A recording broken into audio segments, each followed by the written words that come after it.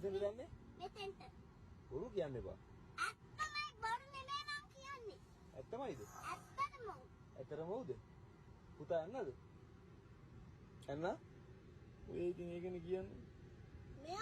මෙයා මට කොනිට්ටුවා. කොනිට්ටුවා? ඒතර ඔයා කොනිට්ටුවා කියන්නේ? මං කොනිට්ටුවේ නෑ මං ෆෝන් එකකින් මෙතෙන්ට ගැව්වා. ඈ? කොතෙන්ද ගැව්වේ?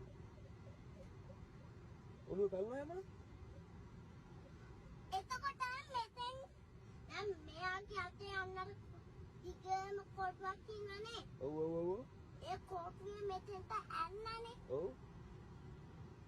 එතකොට මං ඔයාට අත්තන් ඉන්න. පොඩි දෙන්නට කියලා.